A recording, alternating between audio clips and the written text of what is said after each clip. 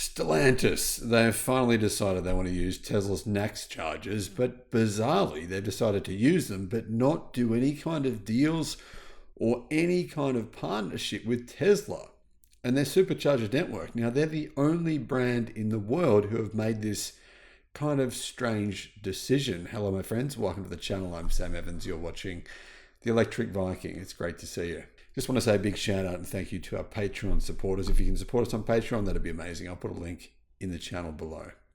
Tesla have basically, well, they've kind of adopted everyone. You know, they're not all going to be using the Tesla NACS charger. And that's a good thing for the EV industry to have a standard, especially when the standard is a good standard. It's not like it's a bad product. It's a good product. It's better than what people were using previously on non-Tesla EVs, and Stellantis have obviously recognized that fact, decided that they don't want to be the only automotive company in the world making and selling cars in North America, in the United States, that doesn't have a NACS charger. And I think that they had no choice here. They had to do it, but they were kind of dragged kicking and screaming. They're basically the last automaker to make this decision. Stellantis has finally announced it is joining everyone else and adopting Tesla's NACS chargers. In 2022, Tesla opened up its proprietary connector, which we call NACS, which is the North American charging standard. Many websites, even pro-EV websites, said this was a joke, and they basically mocked Tesla. They said Tesla was being egotistical, saying that their charging standard should be the standard. They all want to go back on this now and say they never did this, but I mean, you can find the articles, they still exist, the comments are still there. I thought it was ridiculous because it was a good idea. Having a standard, one standard, is great for everyone. I mean, it's a pain in the butt when you've got to have all these different.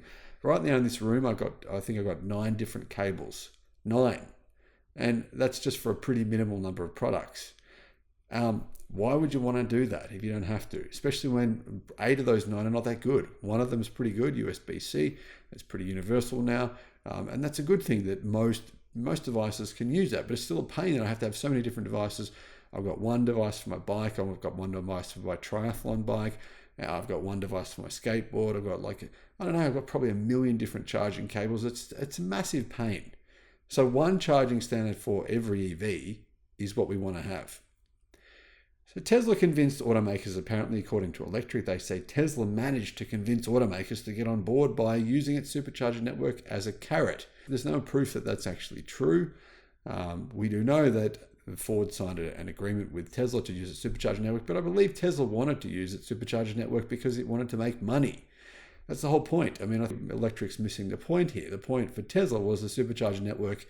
It's meant to be there as, I mean, it's like BP. Imagine if BP said, no, only Toyota vehicles can use our gas stations, like back in 1990, 1995, whatever it may be. Imagine if BP said, no, only Toyotas, everyone else, no, you're banned, you can't use it. Everyone would say, why BP? Why are you doing that? Why are you only selling fuel to Toyota cars? I mean, you're missing out on the market, you're missing out on sales.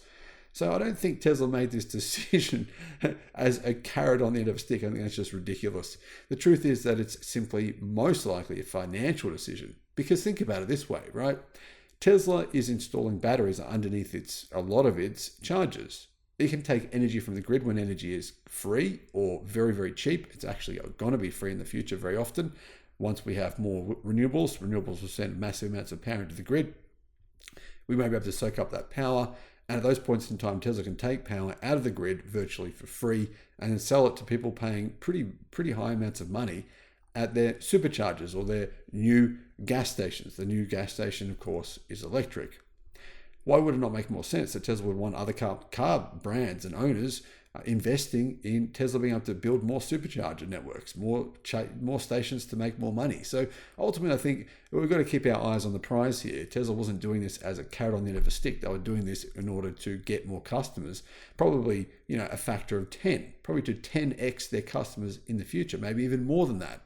Supercharger network obviously is the best charging network in America, and it makes sense that Stellantis would want to be a part of it. But it doesn't make sense that therefore they have decided only to use NACS chargers in the future, but not to be part of the Tesla supercharger network. Because basically what that means is pretty much the only brand who hasn't come to an agreement with Tesla for using a supercharger network is Stellantis.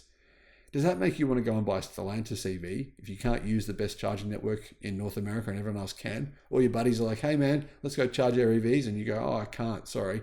Can't use that one. Got to go find another one I can use. That to me is just weird. I don't understand why Stellantis would have made what is really a bad decision for their customers. It seems like it's a matter of principle and pride. But why let ego get in the way of something that's good for customers? That's my question. Do you guys agree? Let me know what you think in the comments. Thanks for watching.